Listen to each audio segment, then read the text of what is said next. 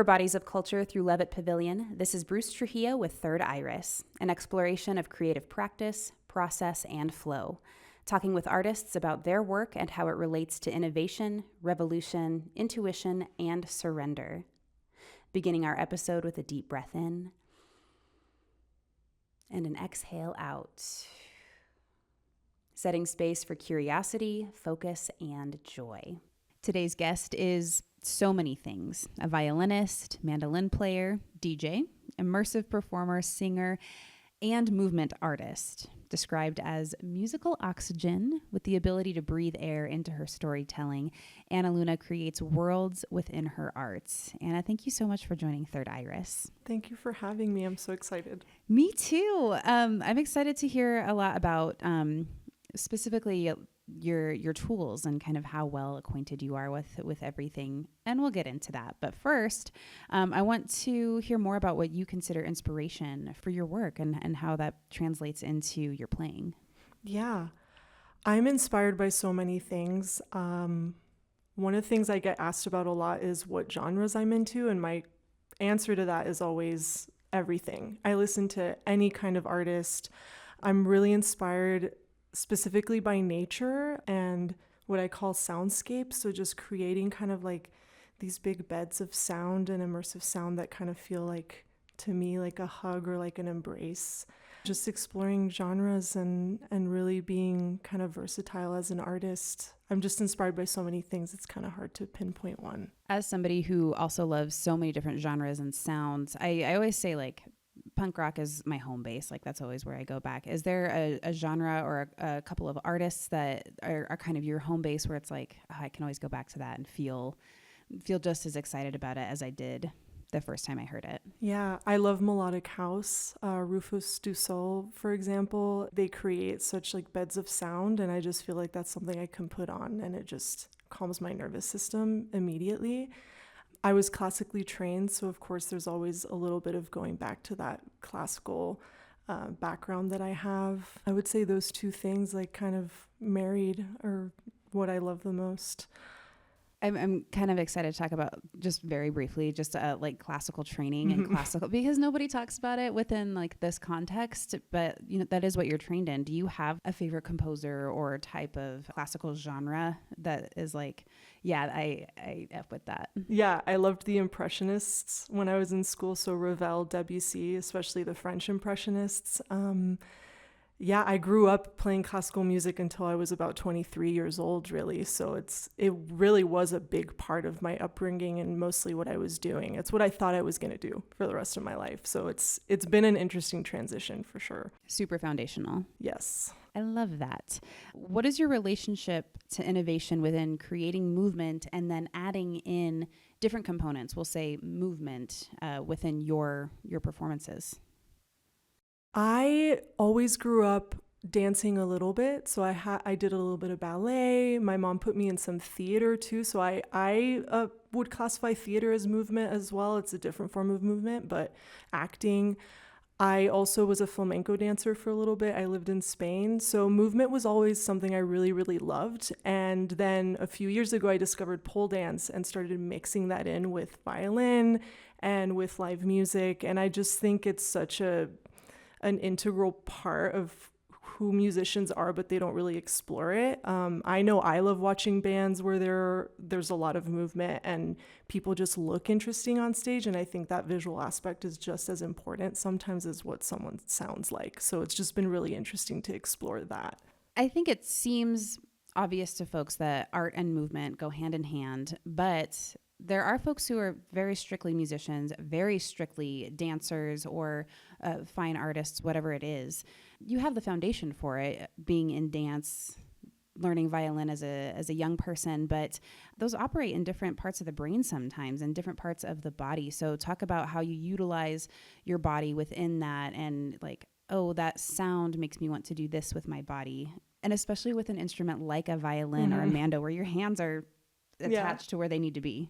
Yeah, I want to go back to the classical training for a second, just because of some of the things you said, but I think there's a misconception, at least in like classical world, that like you shouldn't be moving too much, or like the instrument is more important, the sound is more important. And so actually even though I grew up moving a lot, when I was in school for violin, it was kind of like a restricted thing where it's like, no, you actually shouldn't be moving that way.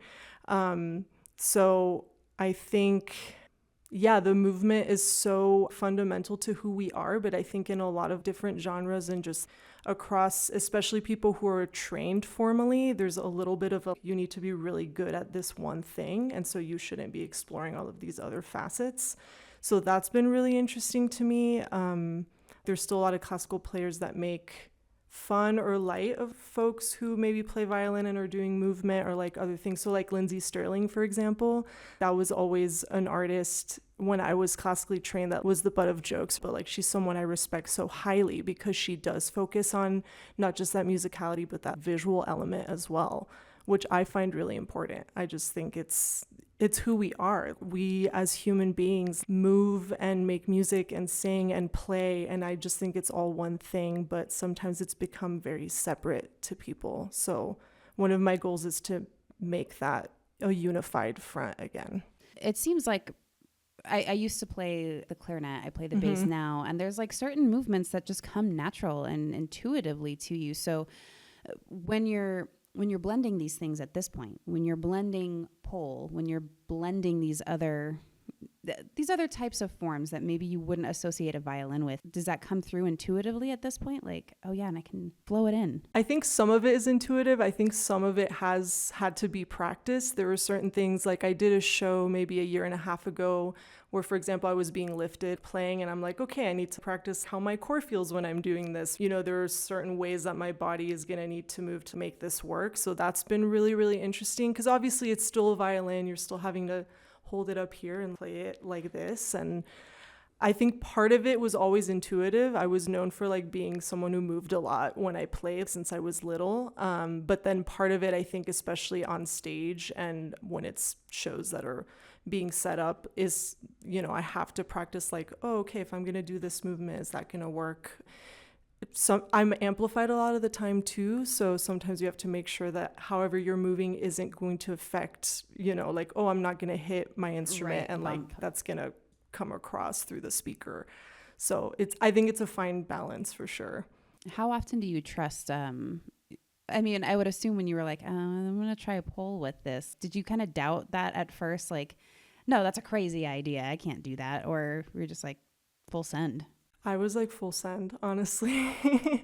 I think that's something I would like to say, and I think I've been told that that's something I'm known for. Like I'm just kind of down for anything, as long as I can make it work. And if I can't, I'll be honest about that. But I'm always down to explore new things.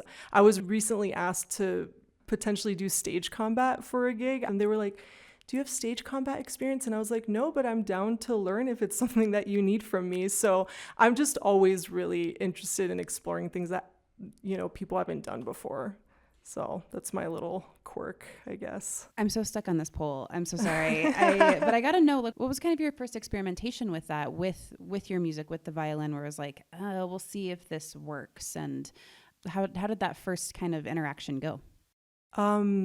A girl at the pole studio where I first started actually came to me and was like, I really want to do a pole performance and I would love for you to play to this song while I perform pole. So actually the first time I had a pole interaction really on stage in front of people was me just playing and then her doing the pole part, which I think was a nice introduction to like, oh, these two things go hand in hand really well and they're really beautiful.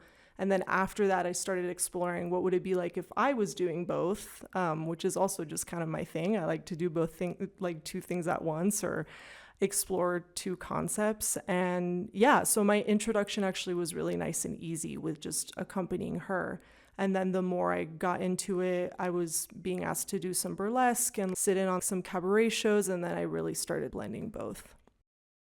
I would imagine one thing that you do is probably informing or inspiring something else. So like if you're on the pole, do you maybe hear something in your head that you can maybe go back to on the violin, or vice versa, where it's like, ooh, I can maybe do this movement based off of that sound? How do those play off of each other?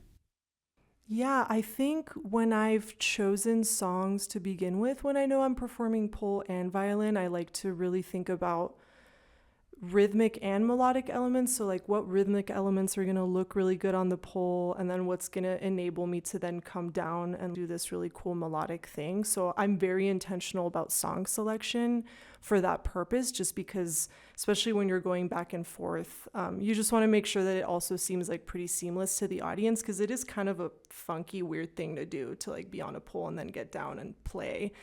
I had one experience performing a song, I won't name which one, but where it really did feel wrong. I'm like, this doesn't feel like it's working for like both of these things I'm having to do. So I'm always really careful with how I pick those things and think about it. I don't know necessarily if the pole movement always informs like maybe the ideas I'm thinking about on violin, but I definitely do try to be intentional about making sure that the song will work for both. For sure. And we don't have to talk about the pole anymore unless it comes That's up okay. But I do want to talk about then next level visuals. I love kind of the costuming that you add into your performances as well. And I feel like you just recently posted something, and it was this like shiny bodysuit. And I remember just being struck with, this is a very intentional element of what you're doing, is also like how you are presenting, which I mean, musicians do all the time anyways, but it seems like an enhancement, I guess I should say. So talk a little bit more about then adding this third layer, maybe sometimes second, but of how you are presenting as the human piece of the performance. Yeah, I've always loved fashion. I love clothes. I love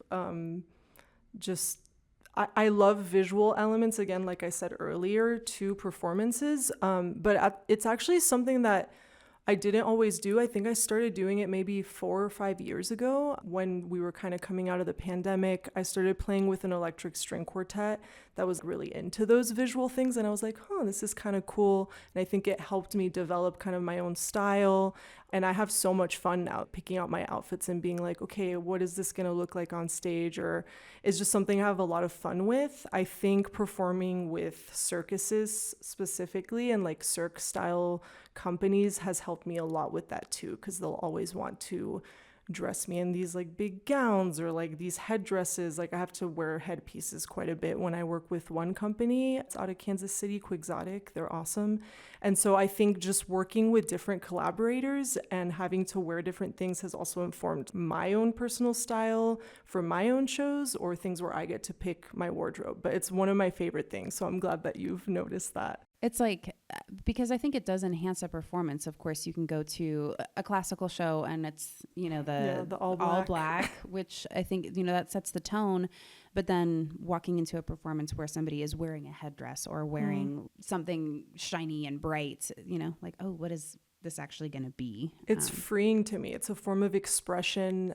I always come back to this story when I was in undergrad. So I got both of my degrees in violin. But when I was in undergrad, my violin professor specifically was like, you should not wear heels to an audition. So let me preface this with, orchestra auditions are blind.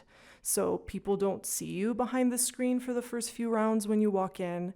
And so she always used to say like, well, we're women, and so that's already a bias against us. You shouldn't wear heels to your blind audition because they'll know you're a woman by like hearing the clacking of your heels. So I grew up with a lot of little instances of misogyny like that. And so now to be in a completely different space where I feel like I'm allowed to wear whatever I want, I can really just explore that part of myself and not have anyone say anything about it has been really freeing. It's just such a form of expression for me because it wasn't really allowed for me before.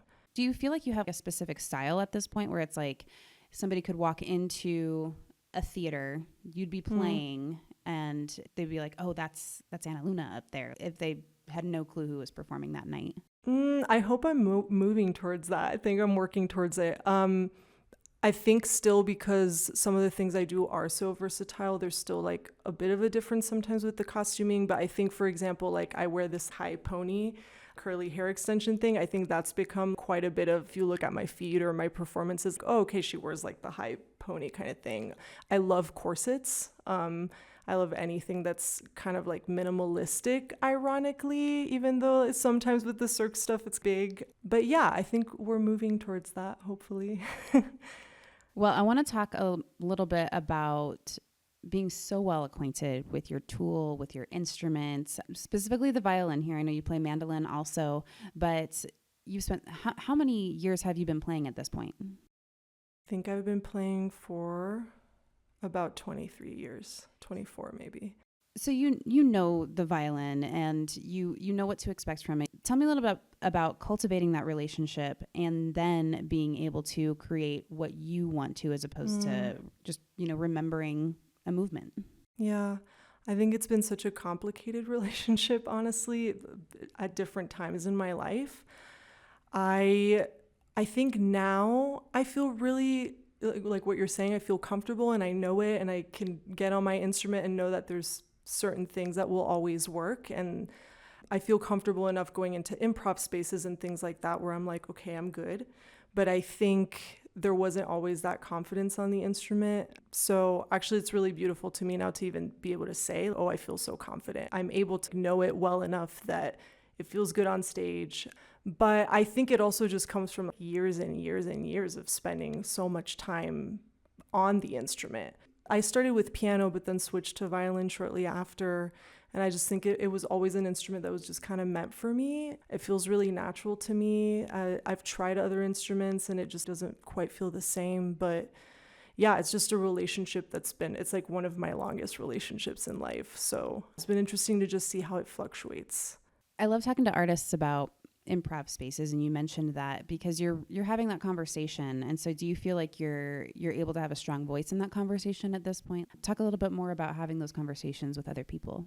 I think I thrive in an improv space. I think I love not having to look at sheet music, which again was like what I did for a lot of my life, was just sit there and read sheet music. And so, yeah, I love feeling like it's an actual conversation because it hasn't always felt that way.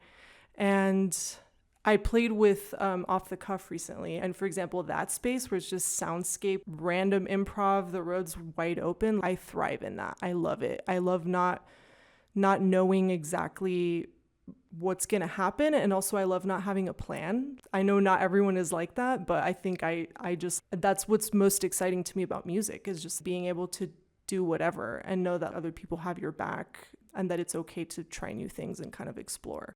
Absolutely. Off the Cuff is an improv night weekly in 5 Points, led by a lot of Denver's, I would say, best musicians. So and it's such a huge testament as well to be able to go into that space, especially because that's maybe people don't expect a violin at Off the Cuff. Yeah. No, I'm very honored to be invited into that space. So they're amazing. Yeah. That kind of leads into different types of collaborators as well. So you are in a couple of musical groups here in Denver, including Iskali. You play with Kayla Marque, but you're also invited onto stages with all different types of musicians, classical or rock, or the list kind of goes on and on. So tell me a little bit more about getting into a flow state with collaborators, writing music with other artists who have their own vision, who have their own sound, and they're wildly different. Iskali is very different from Kayla Marque, and they're both amazing. So tell me kind of where your role is within, like, okay, I got to make this violin line work with whatever they're putting out there already. I think my role is always to be flexible and to just listen and to use my ears. I think sometimes I've worked with collaborators who are very rigid and they need things to be a certain way. I think if you're going to be working with such a wide variety of artists, you need to have a flexibility and let things go sometimes and know that, it's not always going to go your way or how you thought it would be, and that you kind of need to adapt to your environment. So I would like to say that I'm quite good at doing that. And I think listening to people while still giving my own ideas or input, I think it's a balance.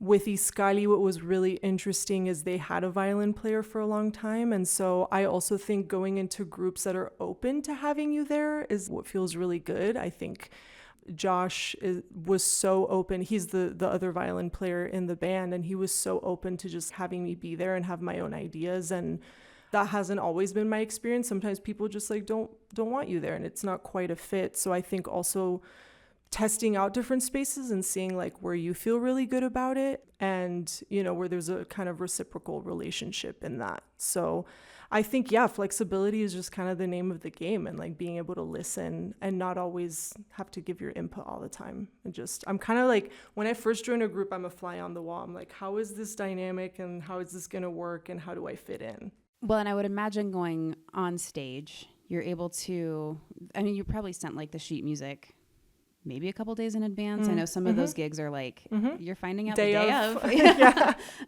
How I feel like that also maybe sharpens your intuition as you move forward, because it's like, okay, I got to play this music that is not mine. And then how does that find its way into your own songwriting? Yeah, my songwriting is interesting because, again, it's very improv based. So, for example, I just helped write music for this dance company called Hold Tight. Well, it's not just a dance company. They do like a whole ton of immersive shows and experiences. And I got to collaborate with their sound designer, who's a pianist, but he does like some trumpet stuff and he has a loop pedal. And we essentially designed all the music for the show kind of in rehearsals. We came up with melodies and then had some parameters around each piece. And people ask me if I write my music down or how it works. And I'm like, no, I kind of work on the fly. And we created this whole score that now has been recorded. So it exists as like an audio, but I think it's just intuitive. All of it for me is intuitive. I'm not someone who can sit down and be like, I want to write A, B, and C, and this is how it's going to go. It just flows out of me, which is why I think improv spaces are somewhere where I do a little better, because I think some of the ways that I play do better without that structured feeling. Interesting that you would also have the improv piece be recorded, and then you can go back and listen on that. Do you do that and then kind of reflect like, ooh, I wonder what was going on that day? Yeah, I'm or like, ooh, I hate that, or ooh, I love that. Yeah, I try not to listen to things too much because I'm very self-critical. That's something I'm working on. I get back from a show sometimes and I'll listen to recordings right away, and I'm working on not doing that because I think doing it right away, it doesn't give you time to like really reflect and experience what just happened. You're going right to like, okay, what did it look like from the other side versus what did it feel like from my side, from the stage side. So I think listening is really great for like dissecting and being like, ooh, I could do this a little better. But I think it's okay to also just experience it and feel it and be like, that felt really good, and not necessarily have to go back to a recording to validate the feeling. Do you think that came from being classically Yes. trained, like 100%? Like, oh, I have to do that better. 100% all the time. It's never good enough. Right. Yeah. If this isn't too much, what is that emotional piece then? It's because it can be a lot, or it can be really great, I would imagine sometimes. Yeah. I'm like constantly working on that. I think I went to school with a lot of people who had been playing violin even longer, and they came from musical families. One of my best friends, her whole family's legacy was music. Her grandparents were at Juilliard. Her dad was like the principal clarinetist of an orchestra.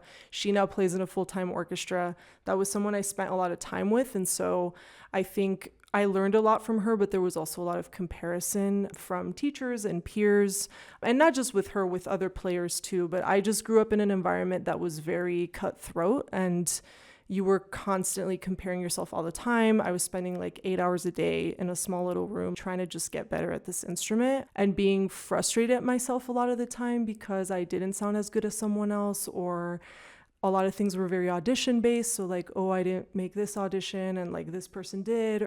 And so I think also leaving that space has been really healing, but I'm constantly still working on that now within these pop spaces, these improv spaces, rock, all of the corporate work that I do. So that's been really interesting to continue to work on, because I think I'm now in spaces where it's okay to make mistakes. And sometimes I'm, in my head, I'm like, okay, this is still not okay. Like I need to be perfect all the time. So that's a learned thing that I'm trying to let go of. But it's hard for sure. It's been a journey.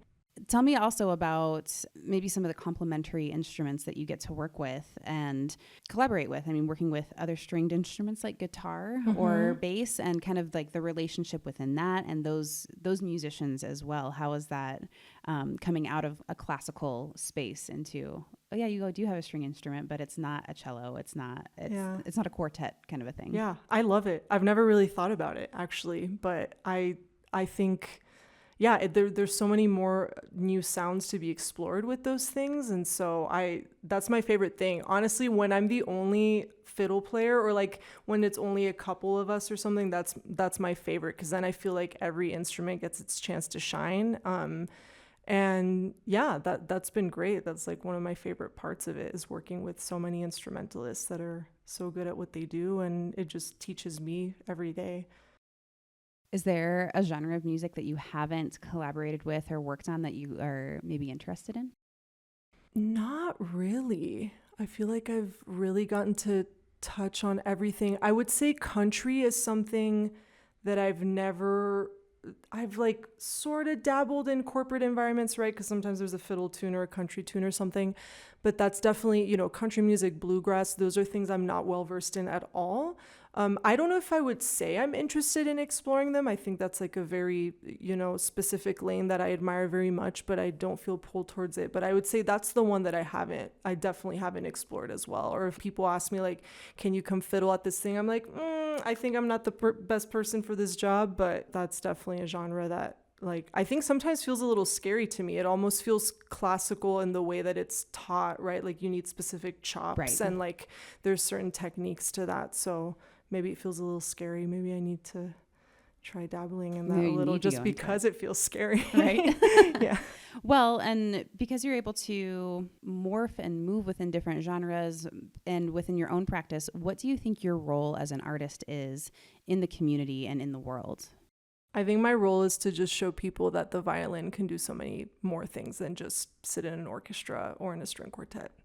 That's always what I say. I think the violin is so varied in what it can do, and it's also such a portable instrument, right? Which goes back to the movement and like putting it in theatrical pieces and it being so visual. But yeah, it's just to show people that the violin can be so many different things and that you can really make it your own. And when I've worked with students too, or I used to work with kids a lot. I don't as much anymore, but it's just like, you don't have to be like everyone else. Like this instrument allows for so much versatility. And yeah, I just want to show people something different. So I hope I'm doing that. Since you are exploring so many different sounds and doing a lot of different types of gigs all the time, talk a little bit about dropping into a flow state and how do you know that you're in that space?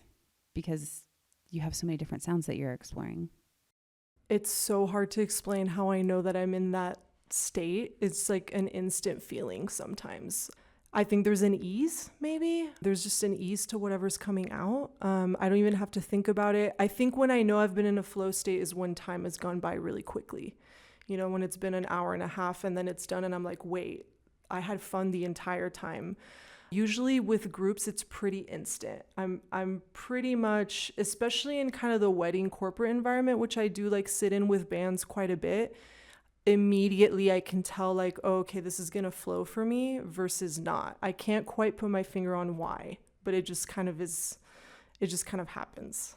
Can you describe maybe how it would feel in the body in a flow state versus out? I just feel calm. I feel like my nervous system is regulated. I feel like I don't have to think about what I'm doing. It's meditative almost, which I think is what's quite associated with flow states. So yeah, just kind of like a calmness and an ease to what's happening. When you're not there, right? It kind of feels like a little uncomfortable. Do you find yourself just like, I'm going to push through it and make it happen? Or do you have a practice maybe where I'm going to try and get there? Yeah, sometimes you just kind of have to push through it, I think. I mean, when you're on stage, it's not like you can exactly walk off because you're not feeling good. So I think, yeah, it's such a practice to be able to still do it and even look like you're having fun, because sometimes I hate that I'm talking about corporate and weddings so much, but that is like, maybe 40% of what I do. So sometimes a client like needs you to look happy and look like you're having fun. And sometimes you're really having the opposite experience, but you need to present a certain way. And so I think that has been a challenge too sometimes, is like, wow, I'm really feeling not good, but we're just going to kind of push through and then I get to go home. Yeah, but I think I'm working more and more on not putting myself in those situations, because I think sometimes you can tell what something's going to feel like. So, right. Yeah, it's a balance. Well, and do you notice that as your practice evolves, as you're continuing to do these gigs, maybe that aren't as comfortable, that maybe it's easier to drop into flow because you might expect it. Like, okay, I know that this is going to be stuffy. I know that this is going to be whatever it is. It's easier now than it was. I think I'm able to mentally prepare myself a little more, like, hey, maybe this is not going to feel as good today, but it's fine. And we're just going to go and do our best. Sometimes I play, especially if it's, if there are no charts or anything, I'll play a little less. I'll play a little line and then take a bit of a break and like jam on stage, whatever. I think when I am more comfortable, more notes and things tend to come out, or like I'm able to interact more. So also I think knowing when to pull back or when something doesn't feel good, like, maybe I'm going to play like a little less during this section. But yeah, I'm definitely able to, I think, prep myself mentally a little more for those situations. Talk a little bit more about feeling your best and being able to be in those performances and add those little touches that maybe nobody else notices, but you know. Yeah, it goes back to it being a conversation, right? When you're really comfortable with someone or you have a really good relationship with someone, you feel like you can be your full self in little ways that maybe sometimes even that other person doesn't notice about you, right? They're like, oh, okay, I've always gotten your full self, but maybe it's because that relationship is really great. And so it's the same with music, right? Like you're going to give your all to someone if you feel really good about what's happening on stage. So that's how I look at it, is like, wow, this conversation's going really well. Like maybe I'm gonna give you a little bit more of myself today, or like add this little thing today. So it really is just such a relationship, I think, between the musicians who are on stage, not only with the music, but with each other. Right. And kind of going back to the beginning of our conversation with different types of artists, how does that conversation then happen? Because it's a different language. You can see the thing, maybe talk about that feeling as opposed to hearing a musical conversation, a movement or an art piece, or you do so many other types of performances. Yeah, I think I work a lot with dancers. So I think with dancers, there's a lot of visual communication. Obviously they communicate with their bodies. So that's been a really interesting thing for me, just because with musicians, right, we're communicating a lot of the time with sound. Like sometimes you don't even have to look at someone on stage to like hear what they're doing and react. But with dance and anything that's, aerial, or I've worked with like a lot of fire before too. There's such a visual aspect to communication. So like a lot of eye contact, being really aware of your body on stage and who's around you is just a different kind of awareness for sure. Just because there's like more of a radius around them. Yeah, it's interesting. I think with musicians, we communicate more with sound, and then with a lot of the other artists, it's more visual and just like body, kind of like where your body is in space, which doesn't always happen with a band. Like people aren't always thinking about that. So right. Yeah. Do you find that there's like a different type of flow state, or it's a different path to get into a flow with your movement practices than violin? Yeah, I think it's harder for me. I've been taking a little bit of a break from dance, actually. It's so much more of a, I think, complicated relationship because we're in our bodies all the time, right? Like I'm in my body 100% of the time versus like I'm not playing violin 100% of the time. It's a very like, I open my case and I take it out and then it's happening.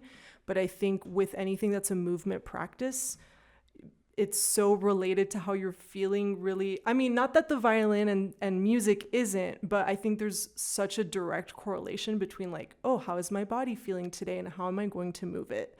Or what happened to me today emotionally and how is that going to make me move?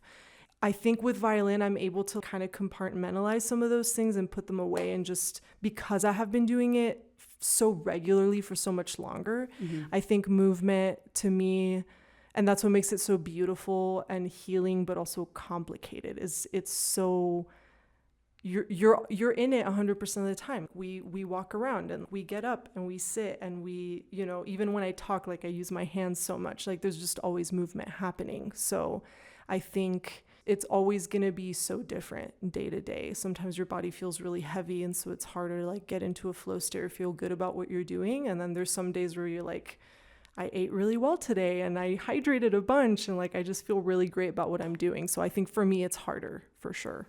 And you bring up a good point about how the body is feeling. And do you notice when you have a big performance coming up with violin, maybe specifically, okay, I do have to hydrate more, or I need to stretch, or some type of thing? Do you have a body practice that lends itself to maybe a stronger performance with your instrument? That's also so dependent, but there's some stretches I do for my neck and like my arms and things like that. Definitely hydrating is super important. I like to fast before I perform. I'll eat after. It's not like I'm like withholding food or anything like that, but I just feel like it helps me focus so much more if I know like, okay, maybe I just had a little snack, not a full meal.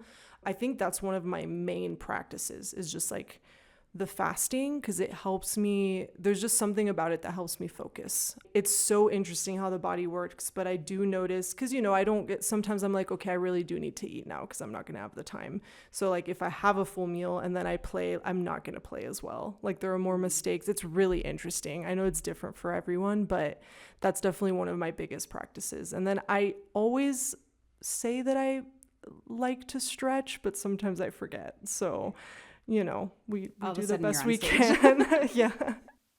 Do you have any specific maybe pre-show rituals or anything like that outside of taking care of your body, but like mentally or spiritually, where it's take 10 and go do the thing before we go out on stage? Yeah, I like to do some deep breaths. I'll do affirmations usually. They can be pretty simple. But I don't have any big ritual. I actually really admire artists who do. And actually, Kayla Marque is one of those people. I enjoy playing with that group so much because there's such a ritual before performances. Like we all circle up. Someone does kind of like this long affirmation, it's almost like a prayer. And I feel so connected when I get to do that. And so it's encouraged me a little more to start doing those things, even when I'm alone, right? Which feels a little more, when you're alone, it's a little more isolating and you're not in this group and it's just a different feeling to perform alone. But I think they've inspired me quite a bit to be more into ritual, because I think music is such a ritual and like we don't always think of it that way, but when I have, it does result in kind of some of the best feelings I've had on stage. You're wanting to ensure that the world knows that the violin can do so much. Within your own music, do you have a goal, or do you have a message that you're trying to get out just musically within that language? I think just calming people's nervous systems, beauty. I do a lot of soundscapes. I use like electronic music that's not super high BPM, right? It's more like a bed, and just like play on top of that. And yeah, that's what it like. If it allows people to feel calm and just like enjoy the beauty of sound, I think that's my biggest goal when I do my own things. As we wrap up, how do you walk away from a recording session or a performance feeling satisfied? I think it's going back to the body. I think it's a body feeling. I think there's no resistance. I'm able to kind of like get in my car and like be like, okay, I did my best. I feel, again, what we said earlier, easeful. I feel calm. I think when I know I haven't felt good about a performance, I'm replaying it in my head over and over and over and over, and I'm trying to maybe fix things in my mind that I have no control over. But that's when I really know, when I get in my head after something, or when I know I'm thinking about it too much, is like, that probably didn't feel as good. Like, because if you're trying to dissect something, then it really feels like you're not happy with what you put out. So I think when I don't get those feelings, when I'm able to just be like, cool, that felt really good, and I'm gonna get in my car and go get some food, and like, I think that's when I know I did my job, at least in my mind, right? Usually the audience won't ever notice these differences. They think, and it's with most of us, right? They think I have friends who say this, like, oh, I felt so terrible. And then like from the audience perspective, it's like, wow, that was so amazing. Thank you so much, for your offering. And I think, yeah, that's really interesting to me, because usually the audience will never notice. And you always have such a different perspective on every single performance. So yeah, I think the replaying in your head is what gets dangerous after a performance. So again, working on maybe like letting some of those things go. I did want to ask you, and I forgot about it, but you're also exploring your own DJing and going into a few other things. Talk about starting something new that you haven't been doing for 20 plus years, and kind of allowing yourself that space to explore something that's also totally different than playing a stringed instrument. Yeah. I think for the past several years, I've wanted to learn to DJ. I collaborate a lot with DJs, so I get asked a lot to show up and improvise to whatever a DJ is doing. And so over the years, I've been like, how cool would it be if I just got to sit behind a board and do this all by myself? And then I get to do my own song selections and I get to control this. I also am wanting to add kind of synthesizers and some kind of like live beat creation and loop pedaling and things like that. So that's something I'm working on. But yeah, in December, I decided to be like, I had a board in my basement actually, because my partner had bought me one randomly. So it had been sitting there for a few years. And I was like, okay, let me finally make the time for this. And it's been, I think for someone who already grew up being a musician, it's actually a lot easier to pick up DJing because there's so many musical elements to it, obviously, that if you already know, makes it a little more easeful. So really, you're just trying to learn the board and the system and like how the buttons work. And so I spent some time doing that. And then, yeah, I started incorporating it pretty much right away. And now I'm already getting to kind of perform it in some smaller settings, and that's been really exciting. But I think starting something new, and I think that's what happened with pole, with movement. I'm someone who I think gets bored very easily, and so starting something new is so exciting, and I get so into it. It's been really, really fun, honestly. I love the kind of the relationship between this long-standing relationship, one of your longest in your life, and then like, oh yeah, and I get to do these kind of smaller things here that will enhance that also. Yeah, it's like the violin moves between different kind of narratives, I think, that I make for myself, so that I'm always, because I love the violin, I'm never going to not do that. But I think the spaces where I'm doing it changes, it changes so often. And so, yeah, that's been really fun for me, just like adding some variety to what's happening. I feel like within your career, you're going to just like keep expanding and finding all of these pockets that maybe people don't even know exist for violin. And I'm really excited to see where you go with everything. I hope so. Thank you. Yes. Thank you so much for joining me. ANALUNA is our guest on Third Iris today. Thanks for sharing how you create and your medicine. Thank you.